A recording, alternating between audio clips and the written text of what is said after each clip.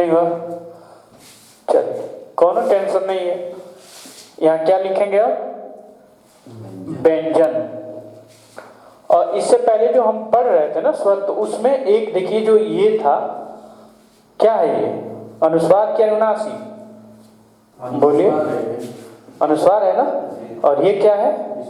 विसर्ग। तो ये जो दोनों आते थे, ये किसके अंतर्गत आते थे?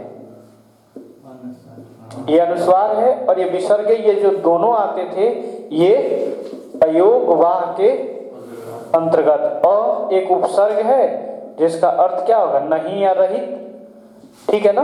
और योग का मतलब क्या होता है, जो पहले मैं बात कर चुका हूं, जुड़कर। और वाह का मतलब वहन करना या साथ रहना, ठीक है ना। तो जो साथ जुड़कर रहकर नहीं प्रयोग में लाए जाते हैं वही क्या होते हैं? अयोग वाह होते हैं। और ये अयोग वाह किसके साथ चलेंगे? किसके साथ चलेंगे? केवल स्वरों के साथ इस्तेमाल होंगे, केवल स्वरों के साथ प्रयोग होंगे। किसके साथ? स्वरों के साथ केवल प्रयोग होंगे। व्यंजन के साथ इनका प्रयोग नहीं होगा। व्यंजन के साथ इनका प्रयोग क्या होगा? गलत होगा। जैसे मान लीजिए मैं एक शब्द लिखता हूं कंकड़, ठीक है ना। और कंकड़ को मैं यदि संधि विच्छेद करता हूं, सॉरी वर्ण विन्यास करता हूं, शाब्दिक विच्छेद कर रहा हूं, तो अगर देखें तो ये हो गया क, और यहां देखिए तो ये अंक कहां आ गया? देख रहे हैं ना, चला गया ना। तो ये आ गया इसके ऊपर। तो केवल ये स्वरों के साथ चलेगा। दिमाग में आ रहा है ना। और स्वर कितने होंगे? 11। तो ये स्वरों के साथ दोनों चलने वाला है। जैसे प्रातः अगर मैं लिखता हूं प्रातः, तो ये हो गया, यहां देखेंगे प अ, ठीक है ना, र हो गया, आ है ये, और उसके बाद से त, और फिर अ के साथ ये आ गया। तो ये स्वर के साथ आ गया ना।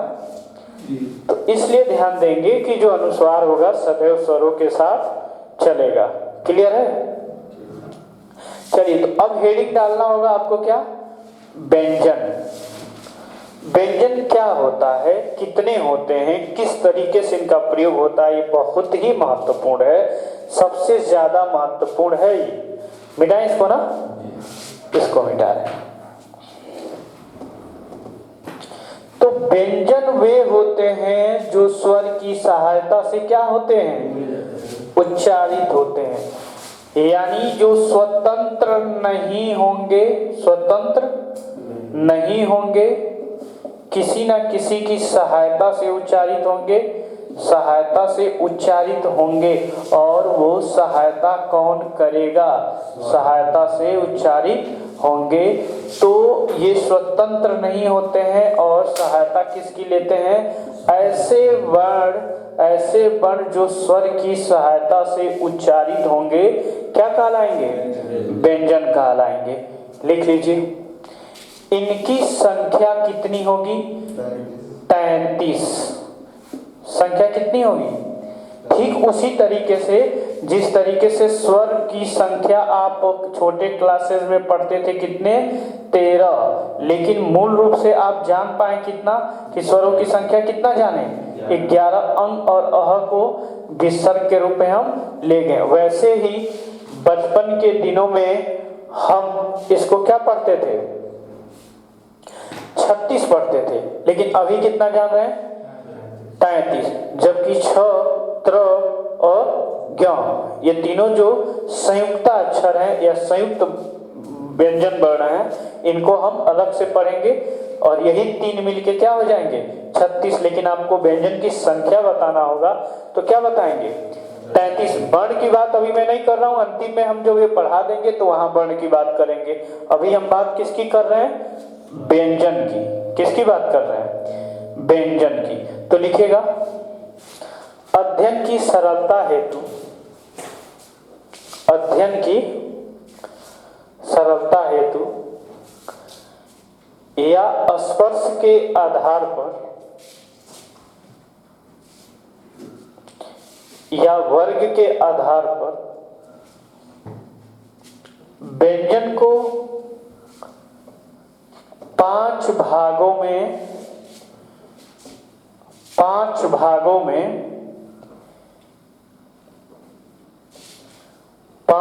भागों में विभक्त किया गया है। कितने भागों में? 5 भागों में विभक्त किया गया है। तो हम देखते हैं पहले क, च, ट, त और प। प्रत्येक वर्ग में 5 वर्ण होंगे, क, ख, ग, घ, ङ, च, छ, ज, झ, य, ट, ठ, ड, ढ, ढ़, त, थ, द, ध, न, प, फ, ब, भ, म। क्लियर है ना? और आप देखेंगे हर एक ये क्या हो गया? ये वर्ग कहलाएगा। इनकी संख्या 1, 2, 3, 4 और कितनी होगी? वर्गों की संख्या यदि पूछता है तो क्या जवाब देंगे? 5। और प्रत्येक वर्ग में कितने वर्ण होंगे? तो 1, 2, 3, 4, 5। यानी प्रत्येक वर्ग में 5 होंगे, तो 5 वर्ग में जो वर्णों की संख्या होगी कितनी होगी? 25 हो जाएगी। यानी स्पर्श व्यंजन या वर्गीय व्यंजन को यदि संख्या के रूप में निरूपित किया जाए या पूछा जाए कितनी संख्या होगी, तो जवाब क्या होगा? 25 होगा ना? संख्या कितनी होगी? 25 हो जाएगी। अब देखेंगे प्रत्येक वर्ग में एक ऐसा रहस्य छिपा हुआ है जिसको निकालने की जरूरी है, और वो रहस्य जब तक नहीं निकलेगा तब तक क्या होगा? आप प्रश्न के मूल में नहीं पहुंच पाएंगे और सही रूप से जवाब नहीं देंगे। जैसे कि मान लीजिए कि यदि हम यह देखें, पहले हम ये देख लें कि इसका उच्चारण कैसे कैसे होगा। तो क का उच्चारण किससे होगा? कंठ से। च वर्ग का उच्चारण किससे होगा? तालु से, या इसी को बोलेंगे तालव्य से। ठीक है ना? इसी को तालव्य बोल सकते हैं। ट वर्ग का उच्चारण मूर्धा या मसुड़ा। ठीक है ना? और त वर्ग का उच्चारण दंत से, और प वर्ग का उच्चारण ओष्ठ से। ठीक है ना? यानी जब क वर्ग का उच्चारण करेंगे तो जो हमारा ये गला है, जो हमारा ये क्या है? गला है। यहाँ ये जो कंठ है, इससे सीधे आवाज बाहर क्या होगी? निकलेगी। ये क वर्ग यहाँ से क्या हो जाएगा? उच्चारित होगा। ठीक है ना? वॉल्यूम बढ़ाओ तो इसका। ठीक है? वॉल्यूम नहीं बढ़ा है, बढ़ाओ वॉल्यूम। ठीक है ना? चलिए अब यहाँ क वर्ग का उच्चारण इस जो कंठ है इससे क्या होगा? सीधे तरीके से क, ख, ग, घ, ये 5 वर्ण यहाँ से क्या होंगे? निकलेंगे। आगे आप क्या देख पा रहे हैं कि जो च वर्ग है, च, इसका उच्चारण क्या होगा? तालु से होगा। जब बोलेंगे च, छ, तो जो जीभ होगी, ये जो जीभ होगी, यहां मैं दिखा रहा हूं, ये क्या है? तालु है। तो जितनी बार आप इस च, छ, ज, झ, य को बोलेंगे, उतनी बार ये जीभ इस तालु में क्या करेगी? उतनी बार ये जीभ इस तालु में स्पर्श कर रही होगी। ठीक है ना? तो वो हो जाएगा च वर्ग। उसके बाद से ट वर्ग आ गया। तो जितनी बार ट वर्ग को बोलेंगे, तो ये मुख है। ये क्या है? मुख। और यहाँ मुख में ये दांत है, और दांत में ये सब क्या लगा है? मसुड़ा है। क्या है?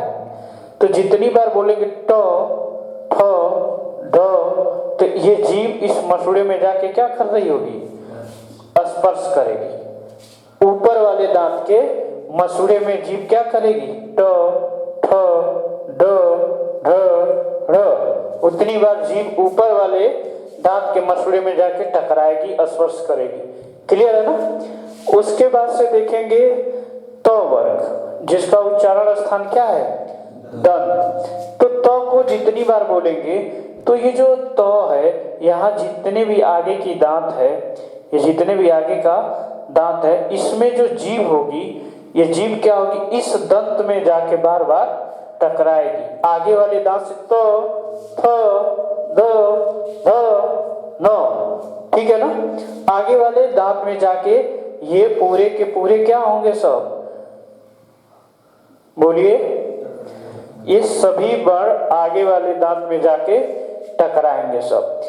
अंतिम है क्या? पांचवा प वर्ग, और प वर्ग का उच्चारण स्थान क्या है? ओष्ठ।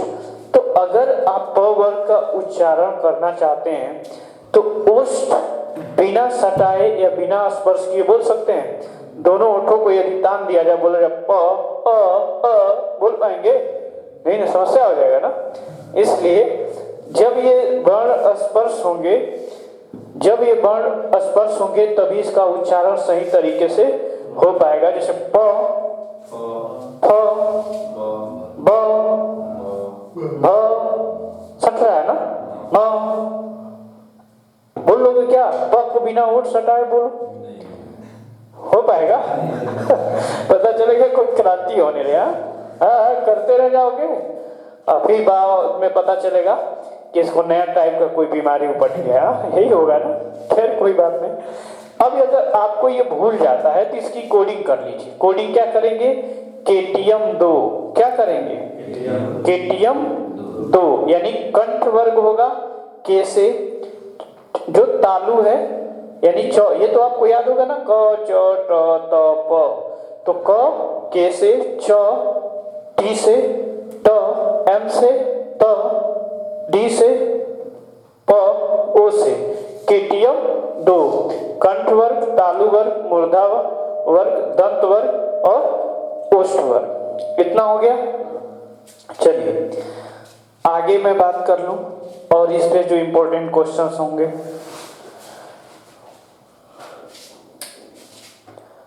ये पूछता है कि ये स्पर्शी व्यंजन को यदि उच्चारण में लाया जाता है तो मूलतः यह कितने स्थानों को छूती है? तो कितने स्थानों को? 5 स्थानों को छुएगी, 5 जगहों को छुएगी। कौन कौन? कंठ, तालु, दंत, ओष्ठ, मूर्धा। यानी कम से कम जो मूल रूप से जो अभी हम लोग पढ़ रहे हैं वहां तो वह स्पर्श करेगी, कंठ, तालु, मूर्धा, दंत, ओष्ठ। तो 5 स्थानों को स्पर्श करेगी। स्पर्श करने के कारण इसको हम बोलते हैं स्पर्शीय व्यंजन, और वर्गों में बांटने के कारण इसको हम बोलते हैं वर्गीय व्यंजन। समझ में आ रहा है ना? स्पर्श के कारण स्पर्शीय व्यंजन और वर्ग में बांटने के कारण इसको क्या बोला गया? वर्गीय व्यंजन बोला गया। क्लियर है ना यहाँ तक? फिर अब देखेंगे हर एक वर्ग में कुछ ना कुछ रहस्य है, उस रहस्य को निकालना अत्यंत जरूरी है। ठीक है ना? तो अब मैं उस रहस्य को निकाल रहा हूं। जैसे देखिए क, ख, ग, घ, अंग। यहां देख रहे हैं ना? अंग। ये नीचे एक बिंदी लगा हुआ है। अगर आप इस बिंदी की धारणा को समझेंगे तो बिंदी 4 जगह लगता है। कितने जगह लगेगा? 4 जगह लगता है। कितनी जगह? 4 जगह। देखिए इसको अभी आपने क्या नाम दिया था? अनुस्वार। क्या नाम दिया? अनुस्वार। उसके बाद से इसको आप क्या बोलेंगे? ये कहां लगेगा? कोई मुझे बताए? केवल क वर्ग का पांचवा अक्षर जो है, ठीक है ना? कौन? अंग। तो अगर ये लगेगा कितने वर्ण के साथ? एक वर्ण के साथ। अनुस्वार कहाँ लगेगा? सभी स्वरों के साथ, यानी सभी स्वरों के साथ क्या लग जाएगा? अनुस्वार लग सकता है। इसलिए 11 वर्णों के साथ, 11 स्वरों के साथ अनुस्वार का प्रयोग हो जाएगा। इसको हम लोग बोलते हैं ताड़न जात वर्ण। क्या बोलते हैं? ताड़न जात चिन्ह।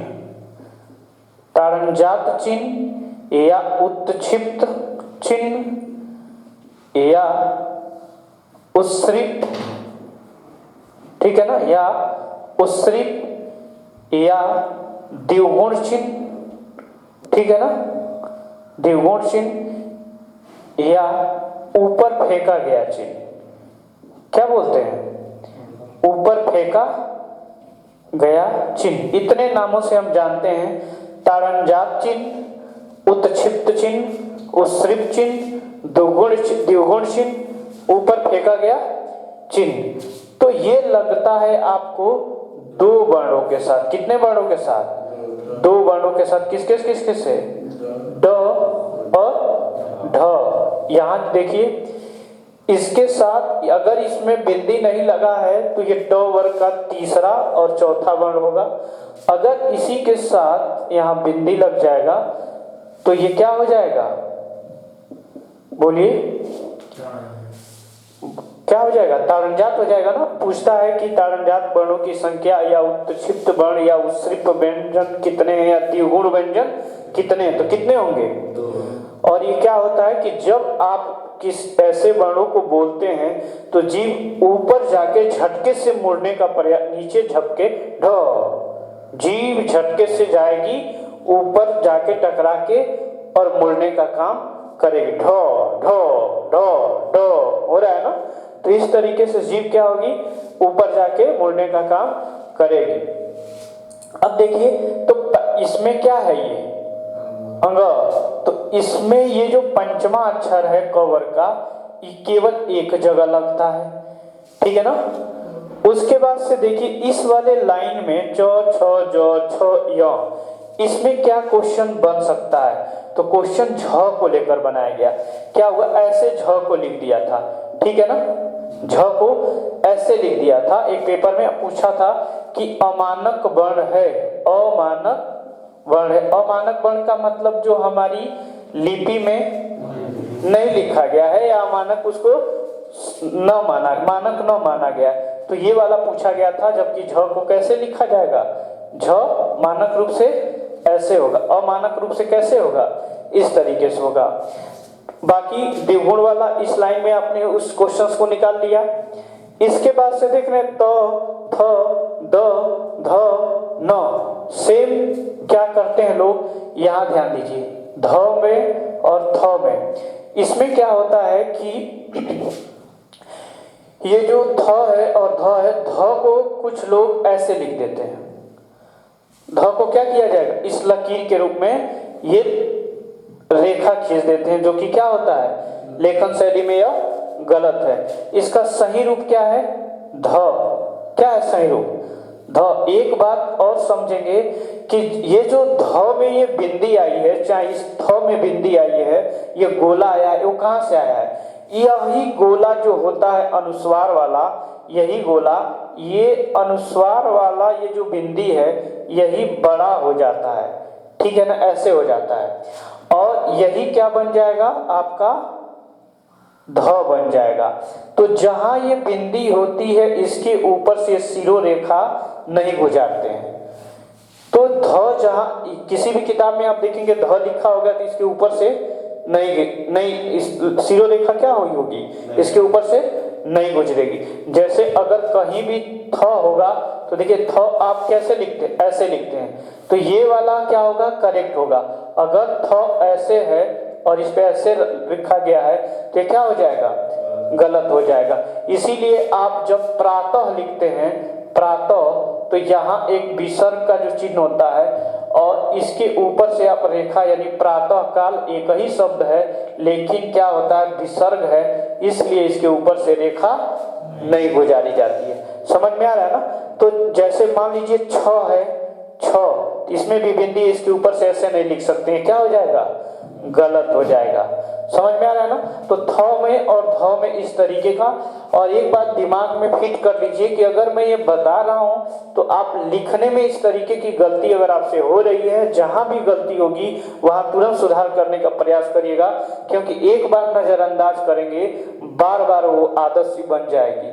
समझ में आने, जैसे एक बार आपको अगर थ पे लकीर खींच दिया, ध पे खींच दिया, उसको तुरंत काटिए, पुनः उसको सही लिखिए, क्योंकि यही आदत क्या हो जाएगी, एक दिन आपको घर कर जाएगी और लेखन विधा में आपको ये गलत माना जाएगा और आपका नंबर सीधे सीधे क्या होगा, कट जाएगा। इसी तरीके से प, फ, ब और भ है। भ में भी यही बात है, या जो ध में और थ में और छ में है। भ में बहुत लोग ऐसे लिख देते हैं, ये क्या होता है, अमानक हो जाता है, तो ये भी क्या हो जाएगा, गलत। और एक तरीका ये है कि इसके ऊपर से लिख देंगे, ये भी क्या हो जाएगा, गलत। और एक तरीका ये है जो कि क्या होगा, सही होगा। तो इतना क्वेश्चन सेव कर लीजिए, ये भी बातें सेव करना होगा कि ये तरीका गलत होगा, क्योंकि इसमें से दे देगा कि इनमें से अमानक है या शुद्ध वर्ण है या अशुद्ध वर्ण है। तो ये सारी चीज लिखेंगे कि कैसे कैसे क्वेश्चंस पूछा गया। लिख डालिए, जल्दी लिखिए, ये पूरा लिखिए।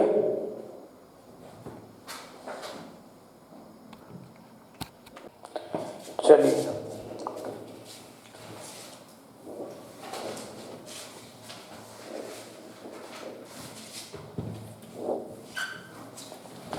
अब इसको देख लीजिए, एक जो बच गया है,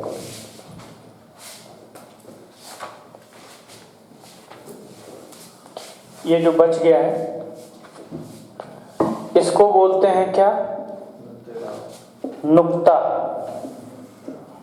नुक्ता चिन्ह है ये। और नुक्ता चिन्ह ये 5 वर्णों में लगता है, 5 वर्णों में, क, ख, ग, ज और फ। इन 5 वर्णों में ये नुक्ता चिन्ह लगता है। ये जिस वर्ण के पहले लगेगा किसी, ये जो 5 वर्ण है, क, ख, ग, ज, ह, इनके पहले लगेगा। और इन दोनों को अरबी और किस नाम से जानेंगे, फारसी, क्योंकि दोनों की लिपि क्या है, अरबी और फारसी की लिपि एक ही है, इसलिए इन वर्णों को अरबी या फारसी वर्ण भी कहा जाएगा। समझ में आ रहा है ना? अरबी या फारसी शब्दों के पहले ये नुक्ता चिन्ह लगेगा, कितने अक्षरों के पहले लगेगा, तो 5 अक्षरों के पहले लगता है। आप ध्यान देंगे, देख रहे हैं ना, अक्षरों के पहले लगता है और 5 अक्षरों में लगेगा। ओल्ड एनसीईआरटी जो है उसमें एक मुद्रण में एक गलती हो गई है, जिसमें केवल ख, ज और फ, इन 3 की बात की गई है। तो यदि आप ओल्ड एनसीईआरटी पढ़ रहे हैं, क्योंकि एसआई में ये पूछा जा चुका है कि किन कौन कौन से वर्ण जो है नुक्ता चिन्ह वाले हैं या नुक्तेदार हैं, तो उनमें या कितने वर्ण हैं, तो उनमें जवाब जो दिया गया है 5 दिया गया है, ठीक है ना। और ये 5 जवाब पहले कौन लाए, तो राजा शिव प्रसाद। किसने लाया, राजा शिव प्रसाद, जिनको सितारे ए हिंद, सितारे ए हिंद की उपाधि दी गई है, सितारे हिंद की उपाधि दी गई है। और 5 वर्णों के पहले ये लगता है। लिख डालिए। 3 वाला जवाब गलत नहीं है, ओल्ड एनसीईआरटी में पहले छापा है, इसलिए आपके मन में कोई भी डाउट नहीं होना चाहिए। ओल्ड एनसीईआरटी वाला जवाब अब बदल जाएगा, जब न्यू एनसीईआरटी अच्छे से प्रकाशित होगी तो उसमें ये बदलाव हो जाना चाहिए, ठीक है ना।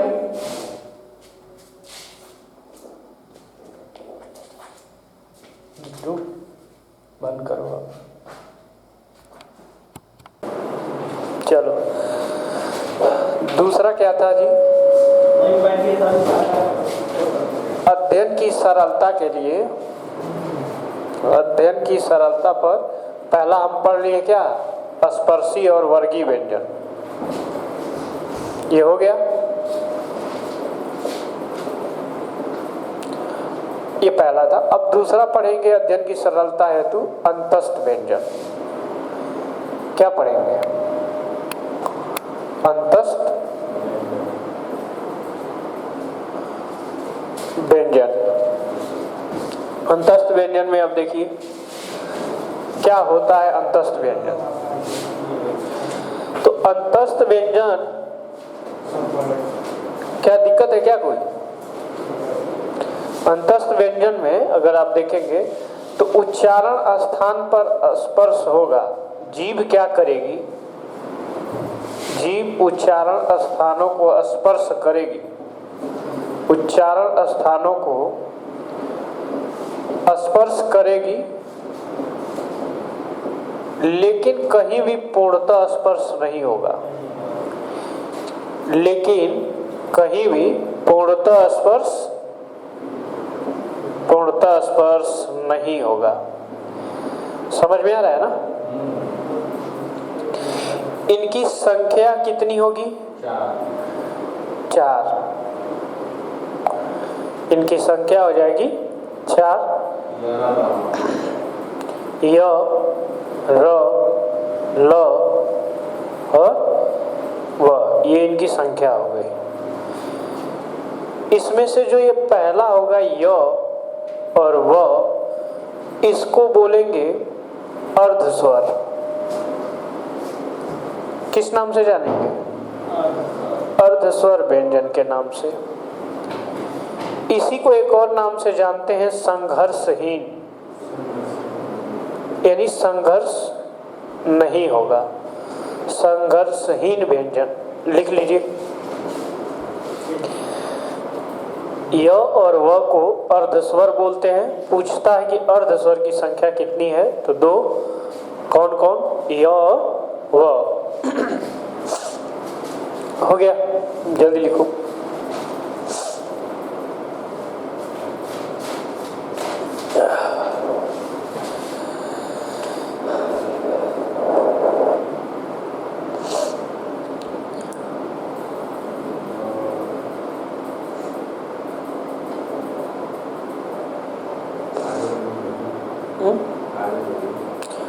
लिखिए, जिसमें से अब र को देखेंगे, यदि आप र को देखें तो इसको बोलते हैं प्रकंपित व्यंजन। प्रकंपित, या इसी को बोलते हैं लुंठित व्यंजन।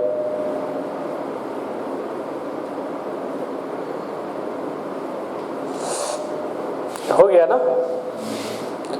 र को प्रकंपित यानी कंपन होगा, थोड़ा सा लुंठित होगा, जीभ मुड़ेगी। ये प्रकंपित या लुंठित व्यंजन की संख्या होगी 1। और कौन सा होगा? र। ये देखिएगा, ये टीजीटी पीजीटी में कई बार क्वेश्चन पूछा है, नेट जेआरएफ में पूछा है, टेट में पूछा है, ठीक है ना। बाकी एसआई में पूछा हुआ है, पुलिस में पूछा हुआ है। लॉ के बारे में, लॉ क्या है? तो यदि आप लॉ के बारे में देखें तो लॉ को बोला जाता है पार्श्विक व्यंजन। किस नाम से जानते हैं? पार्श्विक व्यंजन, जिसमें पार्श्व का मतलब होता है बगल या किनारे। क्या होगा? बगल या किनारे।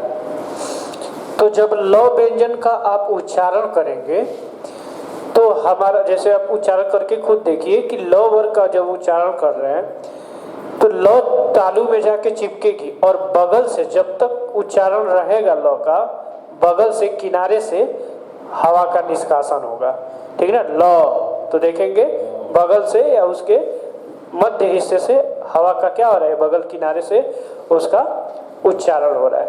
तो अगर पार्श्विक व्यंजन को लेकर नेट जेआरएफ में भी क्वेश्चन पूछा है। एक क्वेश्चन ये पूछ लिया था 2015 में, प्रयत्न के आधार पर लॉ है। प्रयत्न के आधार पर, प्रयत्न के आधार पर लॉ है, तो क्या होगा? पार्श्विक व्यंजन होगा। लिख लीजिए इसको।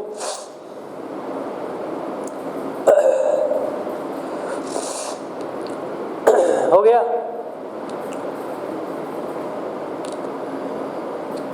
ये यूपी बीसीएस में भी पूछ चुका है, नेट जेआरएफ में, टीजीटी में, टेट में, साई में, बड़ा इंपॉर्टेंट रहता है बेटा।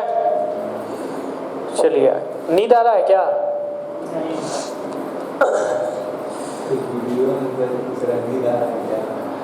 और क्या, जब नींद आएगा तो आराम से पढ़ते पढ़ते सो लेना, फिर उठ के पढ़ लेना।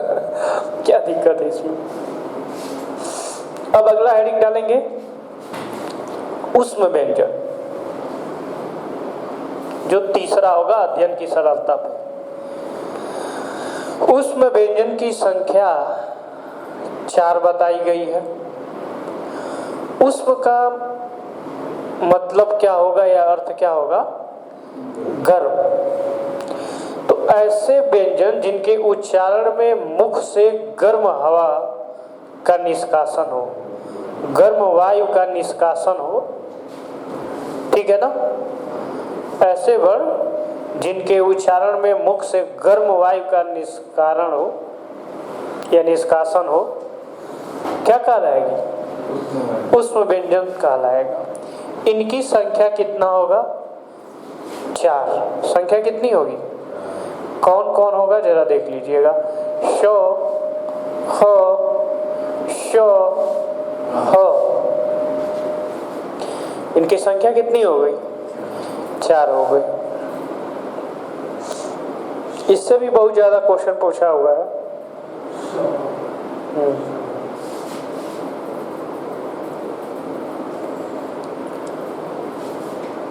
हो गया। अब देखिए, इसको बोला गया है कि जब जीभ क्या करे, देखिए जब जीभ क्या करेगी,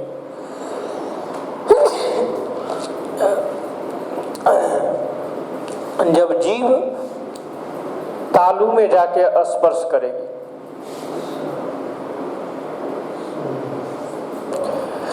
ये होगा कि जब जीभ मसूड़े से स्पर्श करेगी, मसूड़े, और यहाँ होगा जब जीभ दंत से स्पर्श करेगी, ठीक है ना?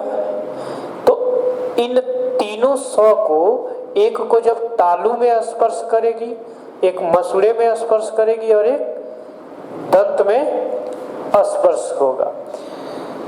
एक बात ध्यान रखिएगा, इसको शेर वाला स मत बोलिएगा। जैसे बहुत लोग बोलते हैं कि शेर वाला स या सलजम वाला स, ठीक है ना, या शाकाहारी वाला स। तो अगर ये शेर वाला स है तो फिर ये स कौन है? समझ में आ रहा है ना? शेर वाला कोई स तो किसी किताब में नहीं, कि शेर वाला स है, फिर शाकाहारी वाला स हो जाएगा, साजन वाला स हो जाएगा, ससुर वाला स हो जाएगा। ऐसा होगा? नहीं होगा ना, ऐसा नहीं होता है। वो हम एक चित्र बना के मस्तिष्क में शुरुआत की क्लासेस में एक चित्रण करने के लिए ऐसा करते थे, बाकी ऐसा स नहीं होता है। इस तरीके से स होगा। तालू से जो संपर्क वाला स है, यानी जब देखेंगे कि जीभ जब तालू में संपर्क कर रही हो, तो यहाँ इसको बोला जाता है कि तालव्य स। क्या बोलते हैं? तालव्य स। अब इसमें जो ये व्य शब्द बार बार आ जाता है, इसका मतलब क्या होता है, इसको समझना अत्यंत जरूरी है, क्योंकि ये बारीकियां हम समझ नहीं पाते, महीन जानकारी आपके दिमाग में पहुंच नहीं पाती है, किताबों की नजर नहीं पहुंच पाती है, व्याख्या सही रूप से नहीं हो पाता है। जैसे यदि मैं बात बोलूं कि इसको बोला जाता है व्यक्तिवाचक विशेषण। क्या बोला जाएगा? व्यक्तिवाचक विशेषण। इसका मतलब क्या है कि जैसे कोई शब्द है और वह व्यक्तिवाचक रहा, ठीक है ना, फिर उसमें कुछ प्रत्यय जोड़ के उसको हम क्या कर दिए? विशेषण की तरह उपयोग में ला दिए। जैसे कि मान लीजिए कि अगर एक शब्द है पाकिस्तान, एक शब्द क्या है? पाकिस्तान, और पाकिस्तान में ई जोड़ के हम बोल देंगे पाकिस्तानी, तो अब वो विशेषण हो गया ना। हिंदुस्तान तो हिंदुस्तानी, अमेरिका तो अमेरिकी, यानी वहां के लोग, यानी उसका व्यक्तिवाचक विशेषण हो गया। इसी तरीके से जब ये स जीभ में जाके जब तालु स्पर्श करती है, तो ये तालु वाला स्पर्श तालु वाला स्व हो जाता है, तो इसलिए इसको क्या बोला जाता है? तालव्य स्व। ऐसे ही जीव जब मसूड़े में जाके स्पर्श करेगी तो इसको क्या बोला जाएगा? मूर्धन्य स्व। ऐसे ही जीव जब दंत में जाके स्पर्श करेगी तो इसको बोला जाएगा दंत्य स। इसको एक ध्यान देंगे, इसको मूर्धन्य मूल या मसूड़े मूल स्वर भी कहा जाता है, या एक तरीके से आप समझे दंत मूल शब्द भी बोला जाता है, दंत मूल स। जैसे कहने का क्या मतलब है दंत मूल स क्यों बोलेंगे? क्योंकि दांत का जो मूल है, दांत का मूल क्या होगा? नाक, मसूड़ा होगा ना। मसूड़े में जब जाके वो संपर्क करेगा जीव, तो इसका मतलब उसको दंतमूल, अगर मूर्धन्य नहीं दिया है तो दंतमूल दे देगा। दंत देने की वजह से आप ये नहीं समझेंगे कि दांत की बात हो रही है, दांत की तो बात हो रही है, लेकिन दांत के साथ उसके मूल की जो प्रियॉरिटी है, प्रमुखता है, उसको रखा जा रहा है। तो ये हो गया ना। एक जो बचा है ह को आप देखेंगे इसका उच्चारण कंठ से भी होता है, आगे ह के बारे में देखेंगे, लेकिन अभी फिलहाल यह ऊष्म व्यंजन की श्रेणी में रखा जाएगा। क्लियर है ना बेटा?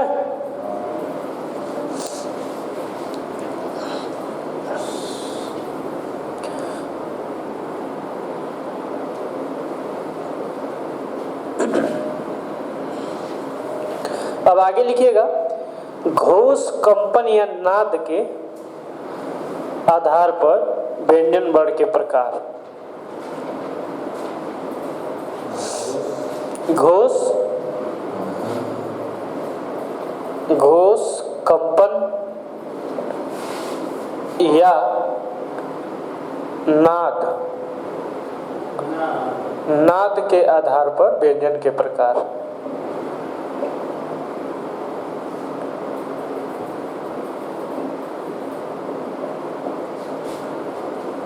नाद का भी मतलब ध्वनि ही का कंपन से ही होता है। घोष कंपन या नाद के आधार पर व्यंजन के प्रकार हो गया। तो लिखिएगा, कंपन घोष या नाद के आधार पर व्यंजन के दो प्रकार होते हैं। एक होता है अघोष और दूसरा होगा सघोष या घोष, इसी को बोलते हैं।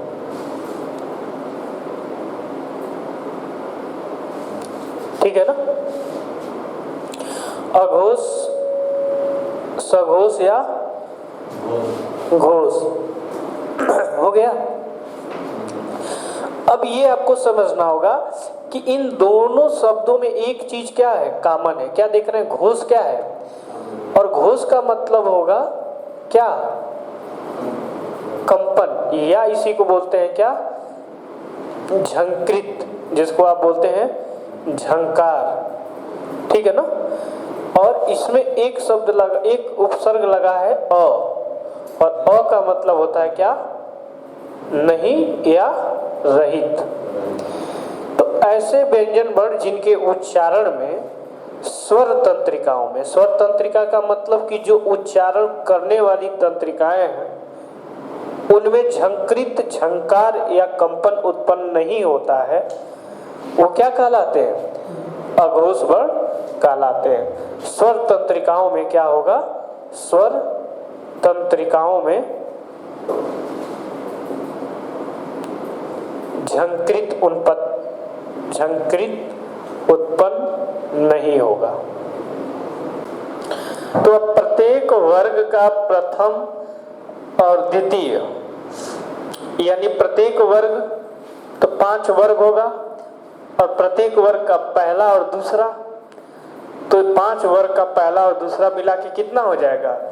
यानी 5 वर्गों का 10 हो गया, और तीनों जो 100 है, टोटल मिलके कितना हो गया? 13। तो इनकी संख्या हो गई 13। अब इसमें जो दूसरा प्रकार था सघोष, या जिसको बोला गया था घोष, तो 100 इसमें उपसर्ग है और इसका अर्थ होता है साथ या सहित। और घोष देखिए, केवल इस उपसर्ग के आ जाने से, जैसे इसमें अ उपसर्ग के आ जाने से और इसमें स उपसर्ग के आ जाने से अर्थ में क्या हो गया, बदलाव हो गया। तो उपसर्ग का मतलब यही हो गया कि मूल शब्द में किसी शब्द के पहले या उस शब्द के पहले आके उसके अर्थ में विशिष्टता ला देते हैं, तो वही क्या कहलाते हैं, उपसर्ग होते हैं। बाकी यहाँ घोष का मतलब वही कंपन या झंकृत। तो ऐसे वर्ण जिनके उच्चारण में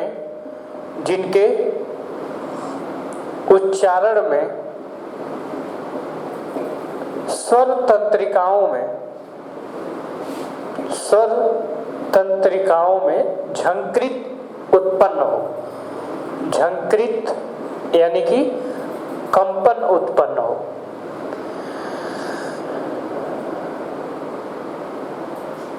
क्या हो, कंपन उत्पन्न हो। ऐसे वर्ण जिनके उच्चारण में स्वर तंत्रिकाओं में एक प्रकार का झंकृत या कंपन उत्पन्न होता है तो क्या कहलाते हैं, व्यंजन सघोष कहलाते हैं। अब इनकी संख्या यदि आप देखेंगे कि इनकी संख्या कितनी होगी, तो पहले समझ लीजिए, फिर इसकी संख्या बताइएगा। संख्या इनकी होगी 31। कितना होगा, 31। कौन कौन होगा, तो यहाँ प्रत्येक वर्ग का पहला यानी प्रथम और द्वितीय हो गया, तो बचा है क्या, प्रत्येक वर्ग का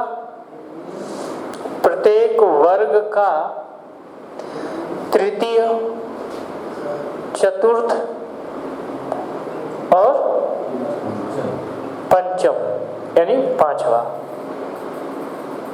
पांचवा, तीसरा, चौथा और पांचवा। तो प्रत्येक वर्ग का जब तीसरा, चौथा, पांचवा होगा तो हर एक वर्ग में कितना हो गया, 3। तो 5 वर्ग में कितने वर्ण सघोष होंगे, तो प्रत्येक वर्ग में 3 यानी तीसरा, चौथा, पांचवा, तो 5 वर्ग है और 5 में 3 होगा, तो यानी आपके जो वर्ग होगा उससे कितने आ जाएंगे सघोष व्यंजन, 15। इसके अलावा कौन होगा, इसके अलावा आपके होंगे अंतस्थ व्यंजन। अंतस्थ व्यंजन की संख्या कितनी होती है, 4। और कौन कौन है, य, र, ल, व। तो अब 15 4 कितने हो गए, 19। इसके अलावा जितने भी स्वर हैं यानी कि सभी स्वर, और सभी स्वरों की टोटल संख्या कितनी है, 11। तो 11 और 19 कितना होगा, 30। एनसीईआरटी में क्या किया है, ओल्ड एनसीईआरटी में यहाँ तक बात दिया हुआ है, और इसके अलावा उसमें ह को भी दिया है। क्या दिया है, ह। तो 30 एक कितना हो गया, 31 हो गया। यानी सभी वर्णों की जिसमें प्रत्येक वर्ग का तृतीय, चतुर्थ, पांचवा, यानी प्रत्येक वर्ग में 3 तो 5 वर्ग में 15, और उसके बाद से 4 अंतस्थ व्यंजन 19, और सभी स्वर यानी 11 30, और उसके बाद से एक ह जिसको अकुह विसर्जनीय संस्कृत में पढ़ते हैं यानी कंठ वर्ग का एक वर्ण जो ह है वह 31 हो गया। ओल्ड एनसीईआरटी में इसको 30 छापा है, मुद्रण की गलती है। क्या गलती है उसमें, ये अक्षर तो पूरे दिए हुए हैं, अक्षर सभी स्वर प्रत्येक वर्ग का तीसरा, चौथा, पांचवा और सभी स्वर और अंतस्थ व्यंजन और ह को दिया है, लेकिन काउंटिंग करने में, गिनती करने में उसने 30 लिख दिया है, जो मुद्रण का क्या है, त्रुटि है। तो आप ध्यान रखेंगे इस चीज का। चलिए अब इसके आगे वाला करिए बेटा, रोको। अब देखेंगे वायु प्रक्षेप,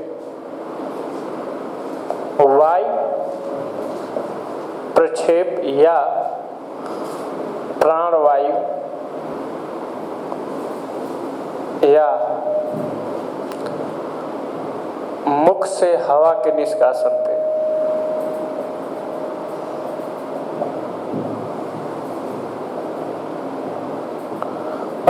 इतनी बातों पे अगर आपसे पूछता है कि वर्ण के प्रकार या व्यंजन के प्रकार हैं तो कितने होंगे? दो। पहला होगा क्या? अल्प प्राण। दूसरा महाप्राण।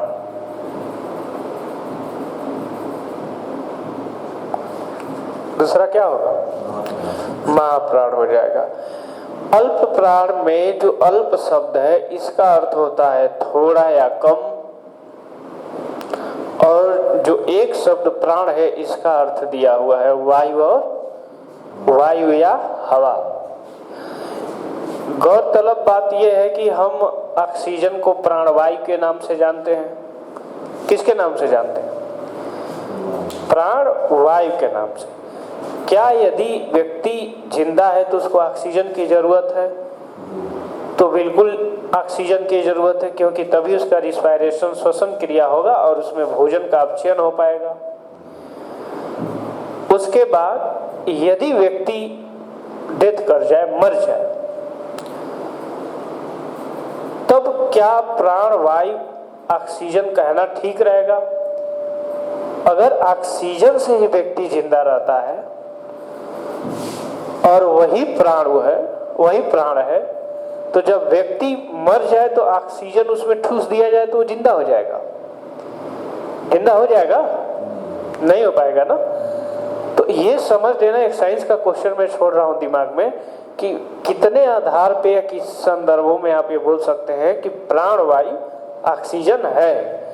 किन परिस्थिति में बोला जा सकता है, किन परिस्थिति में नहीं, ये आपके दिमाग में मैं एक प्रश्न छोड़ रहा हूं। तो अल्प का मतलब थोड़ा या कम, और प्राण का मतलब हवा और वायु से संदर्भित हो जा रहा है। जैसे ऐसे वर्ण जिनके उच्चारण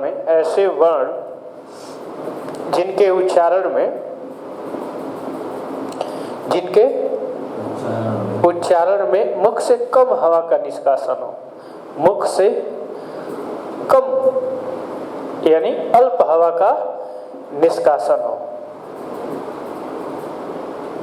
या अल्प हवा निकले, क्या कहलाएगा? बोलो, अल्प प्राण ना? अल्प प्राण की संख्या कितना होगा? कैसे? अभी रुक जाएंगे। प्रत्येक वर्ग का कौन कौन वर्ण होता है? प्रत्येक वर्ग का पहला, तीसरा और पांचवा वर्ण। अब प्रत्येक वर्ग का पहला, तीसरा, पांचवा वर्ण, तो प्रत्येक वर्ग में अगर पहला, तीसरा, पांचवा वर्ग है तो हर एक वर्ग से 3, तो वर्गों की संख्या है 5। तो यानी टोटल अल्प प्राण जो वर्ण होंगे वर्ग से, तो 3 गुणे 5 यानी कितना हो जाएगा? 15। उसके बाद से अंतस्थ व्यंजन की संख्या कितनी है? 4। आप जानते हैं, बार बार इसको अब लिखने की जरूरत नहीं है, य र ल व। तो ये हो गया कितना? 19। इसके बाद सभी स्वर, इसके बाद क्या? सभी स्वर, और सभी स्वरों की संख्या कितनी है? अ से लेकर अ तक 11। तो ये संख्या कितनी हो गया? 15, 4, 19, 11। 15, 4, 19 और 11 कितना हो गया? 30। बाकी आप लिख लेंगे, सभी स्वरों को लिख लेंगे जो अ से लेकर अ तक है, ठीक है ना। अंतस्थ व्यंजन जो य र ल व है, ये तो हो जाएगा ना अब।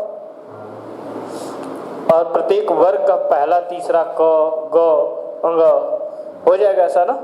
तो प्रत्येक वर्ग का पहला, तीसरा, पांचवा वर्ण अंतस्थ व्यंजन और सभी स्वर अल्प प्राण व्यंजन कहलाएंगे। एक जो सबसे महत्वपूर्ण इसमें क्वेश्चन हो जाएगा, जरा आप देखिएगा, साहित्य से वो क्वेश्चन जुड़ जाता है कि स्वरों को यहां से समझिएगा, यदि सभी स्वर अल्प प्राण है तो सभी स्वरों को अल्प प्राण किसने कहा है? सर्वप्रथम सभी स्वरों को अल्प प्राण की उपमा किसने दिया है? तो ये दिमाग में रखेंगे कि जो जिनको हिंदी व्याकरण का पाणिनि, हिंदी व्याकरण का पाणिनि किसको माना जाता है? आधुनिक हिंदी व्याकरण का पाणिनि या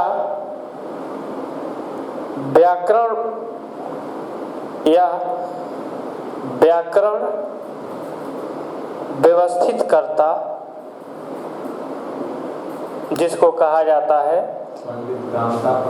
पंडित कामता प्रसाद गुरु ने क्या कहा? सबसे पहले ये बोला कि सभी ईश्वर क्या होंगे? अल्प प्राण होंगे, और इनको हिंदी व्याकरण का पाणिनि या व्याकरण व्यवस्थित करता कहा गया है। इसके पहले जो एक और है हिंदी साहित्य में, जो अपभ्रंश के पाणिनि कहलाते हैं, क्या नाम है?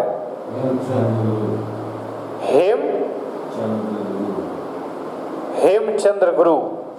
तो अपभ्रंश पाणिनि जिनको का अपभ्रंश का पाणिनि जिसको कहा जाता है वो कौन है? हेमचंद्र है। तो ये भी साहित्य का क्वेश्चन रहता है दिमाग में, आप इसको भी सेटअप करके रखेंगे। इसके अलावा जो दूसरा हिस्सा है, यानी जो दूसरा प्रकार है प्राणवायु या वायु प्रक्षेप की दृष्टि से, क्या है? महाप्राण है। मिटाई इसको ना। चलिए अब महाप्राण के बारे में देख लीजिएगा। महाप्राण में महा शब्द का अर्थ क्या है? अधिक या ज्यादा, और प्राण का संदर्भ वही हवा या वायु। जब अल्प प्राण पहला और तीसरा और पांचवा वर्ण हो गया था तो बचा हुआ कौन वर्ग का वर्ण था? दूसरा और चौथा। यानी प्रत्येक वर्ग का दूसरा और चौथा प्लस और कितना? समस्त उष्म वर्ण, समस्त उष्म वर्ण की संख्या कितना होगा? 4। उष्म वर्णों की संख्या कितनी हो रही है? 4। तो अगर देखेंगे कि प्रत्येक वर्ग में 2 वर्ण आ रहा है, जैसे दूसरा और चौथा, तो 5 वर्ग में कितना हो जाएगा? 5 वर्ग में हो जाएगा 10 वर्ण। और समस्त उष्म वर्ण का मतलब कि तीनों स, ख, श और ह, ये टोटल मिलके कितने हो जाएंगे? 14। तो इनकी संख्या हो जाएगी महाप्राण का कितना? 14। यहाँ तक हो गया। चलिए अब इसके आगे आप एक चीज और ध्यान रखेंगे कि महाप्राण में हकार की ध्वनि होती है। किसकी ध्वनि होती है?